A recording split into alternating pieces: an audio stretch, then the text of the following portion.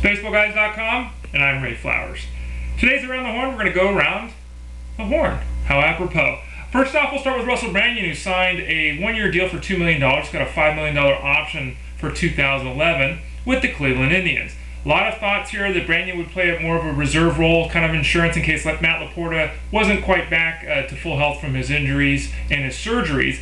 Word today, Manny Acta came out and said, hey look, we didn't sign Russell Branyan to be a bench player, we signed him to be our starter. Russell Branyan will be the starter for the Indians according to this plan. Matt Laporta will probably move to left field, and as a result, Michael Brantley will probably end up being back at AAA. Has a lot of bearing on AL leagues, not so much in mixed leagues. I wouldn't expect Branyan to even remotely approach the 31 dingers he hit last season in a full season of at-bats with the Mariners. However, he does have a lot of power and does bring a lot of value to any AL league because of that pop. Laporta will still get a chance to play if he's out there every day in left field. His future could be ripe for this season. While Brantley's obviously the big loser here, the team wants him to play full-time, and if that doesn't open up for a spot for him in Cleveland, look for him to do that in AAA.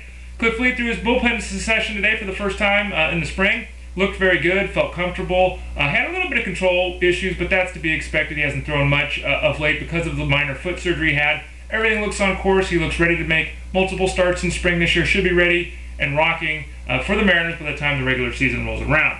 The Astros have an open ninth inning competition at the closer's role. It's what they should do. They got Matt Listrom in a trade with the Marlins, kind of an under-the-radar move for a guy who throws very, very hard, mid to high 90s, has a little bit of issues with control at times. Also had concern with his arm last year, but he came back late in the year and looked very good. The team also signed Brendan Lyon to a 3-year, $15 million deal. A lot of money for a guy who really was pretty lucky last season for the Tigers. Look for those two to battle in spring for the role. I have written up an article which you can access at the site here, a link to kind of a breaking down piece of the two guys. I would favor Lindstrom in this battle in the Houston pen. Bad news for the Rangers already. Josh Hamilton hasn't had a relapse off the field, but he has had an injury on it. He injured himself during fielding drills. He's got a little bit of a tweak in the shoulder. He's day-to-day.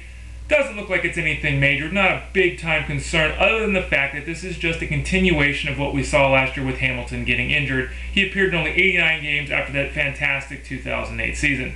All those years of hard living, all of the drugs and the drinking and everything like that off the field, we just don't know physically how his body can handle it. You look at him, he looks great in a swimsuit, but there's a lot going on there. Concerns about whether or not he can stay healthy and be out there long enough to even remotely approach numbers he posted a couple seasons ago. He's a big risk on fantasy draft day, though one that could pay off if he does manage to stay healthy. Livan Hernandez signed a $900,000 deal to be the 4th or 5th starter with the Nationals.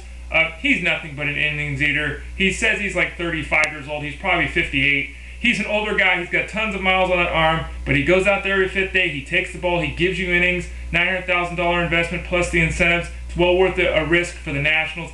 His signing probably means the club's not ready to give Scott Olson a shot at the rotation. Also might mean that Steven Strasburg's not going to begin the year with the club, that they'll start him out in the minors as most people expect. In fact, he pretty much flat out said that last week. So look for Strasburg to come up as the season progresses, maybe get 10 to 15 starts in the minors, and look for Livan Hernandez to pitch very uninspiring baseball every 5 days for the club.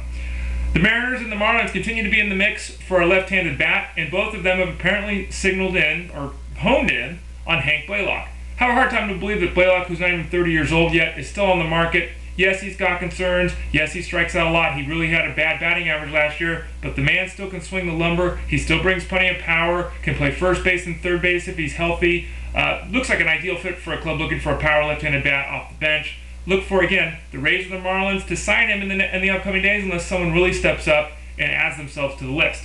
Finally, on the baseball front, Chad Qualls is the guy I want to mention. He's got an ADP value right now, an average draft position spot of over 200. He should well exceed that in terms of what he produces on the field in 2010. Some people are concerned because he didn't reach the 30-save plateau last year because of that knee injury he suffered. All medical reports are that he's healthy. He led all of baseball last year with a 6.43 strikeout-to-walk ratio amongst pitchers who threw at least 50 innings. He keeps the ball on the ground, he keeps the ball in the park, and he doesn't walk anyone. And that, to me, leads me to think that he could be a very effective closer for the D-backs and for your fantasy squad. Don't overlook him when the draft moves into its later stages.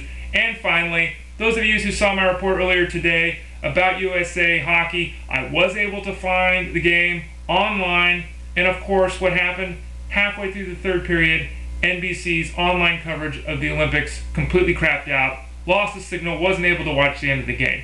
Bottom line for me is it was a terrible day trying to find hockey.